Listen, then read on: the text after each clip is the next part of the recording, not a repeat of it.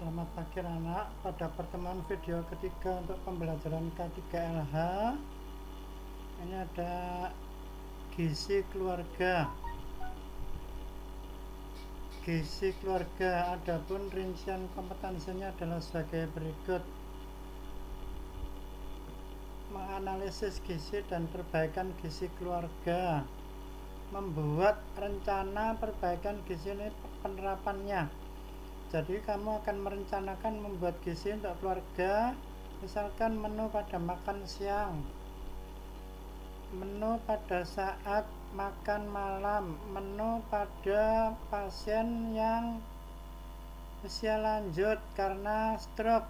Ini kamu rencana buat gizi keluarga oleh karena dari keluarga ada yang sakit stroke dan lain sebagainya. Berikutnya,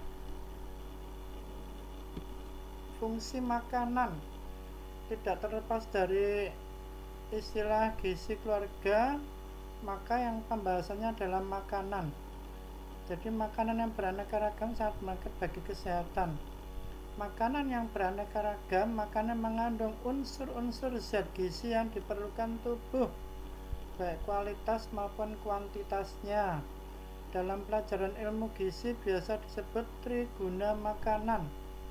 Makanan mengandung zat tenaga, zat pembangun, dan zat pengatur.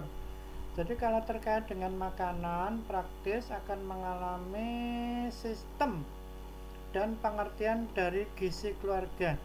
Makanan tidak bergizi, makanan tidak seimbang mengakibatkan tidak fungsinya triguna makanan sebagai tenaga pembangun dan pengatur.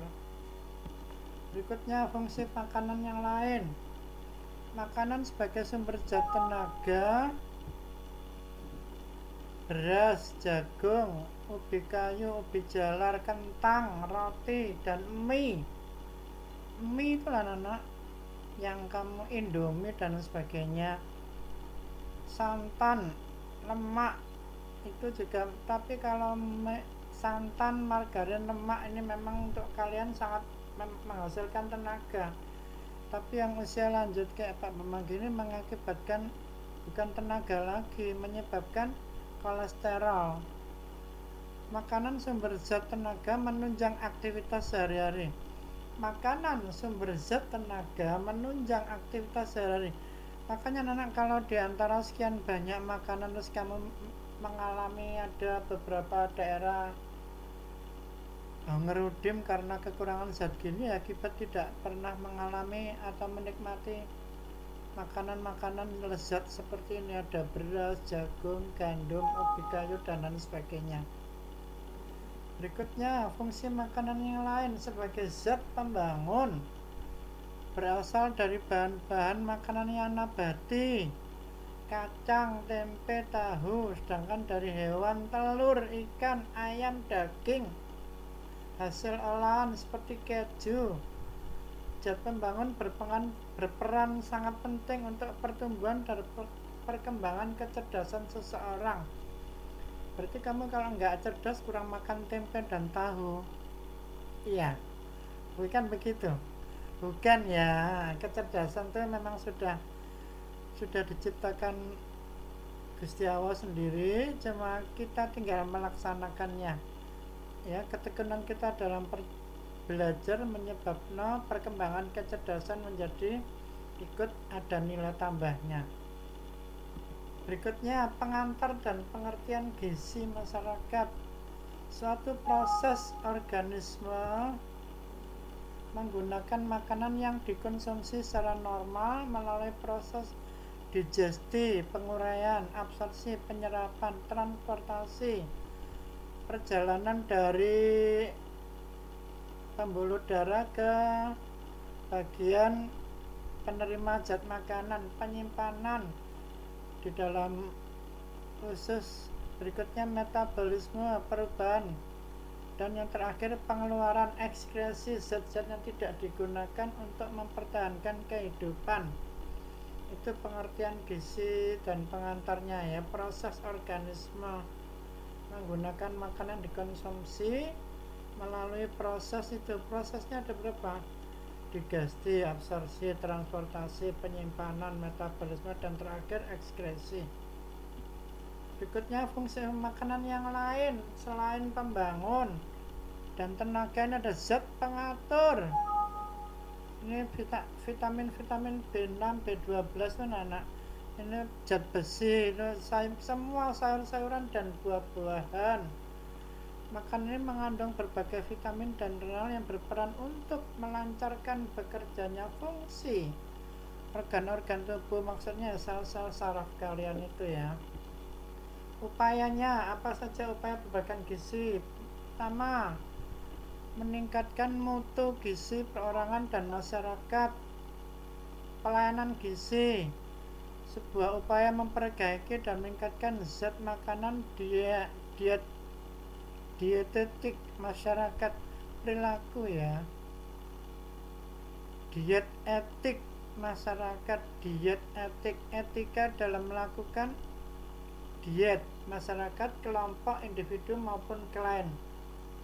Klien itu ahli gizi yang klien itu adalah pasien yang misalkan karena dia gemuk harus melakukan kegiatan pelangsingan tubuh, dia harus konsultasi dengan ahli gizi, itu klien ya, pasien maksudnya. Berikutnya upaya kesehatan gizi yang lain tadi 1 dan 2, sekarang ketiga, upaya dilakukan pada seluruh siklus kehidupan sejak dalam kandungan. Ini kalau beberapa ibu rumah tangga atau para selebriti ini gizinya untuk siklus kehidupannya mereka dilatih berenang.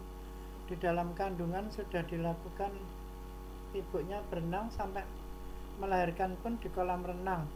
Ada juga yang disalurkan musik klasik ya.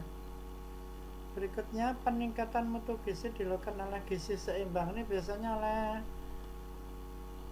gizi seimbang ini kalau di rumah tangga atau oleh posyandu itu anak.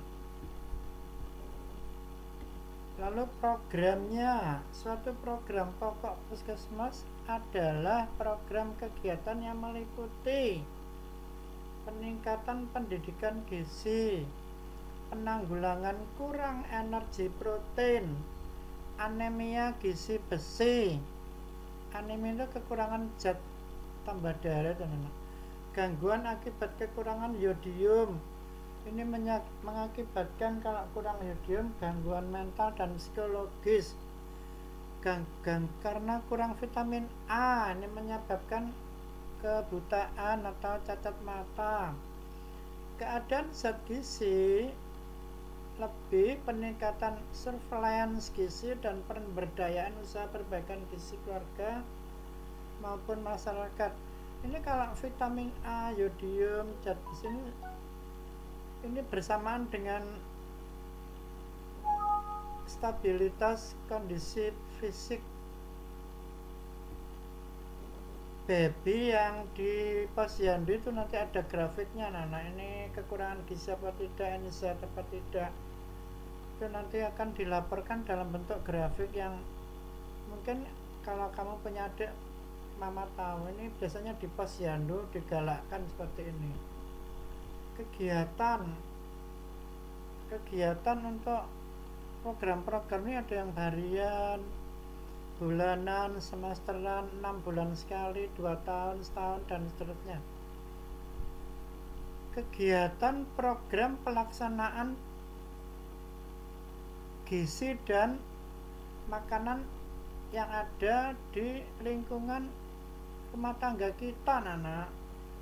Ini programnya demikian. Ini ala biasanya tiap 1 bulan sekali ada dokter yang nengok, tapi ya nggak selalu sih. Serta beberapa kegiatan investigasi, penelitian maupun intervensi. Pengamatan dilakukan setiap saat jika ditemukan kejadian luar biasa masalah gizi, terutama gizi buruk di daerah-daerah terpencil atau daerah-daerah kota, desa-desa tertentu yang memang keterbatasan kondisi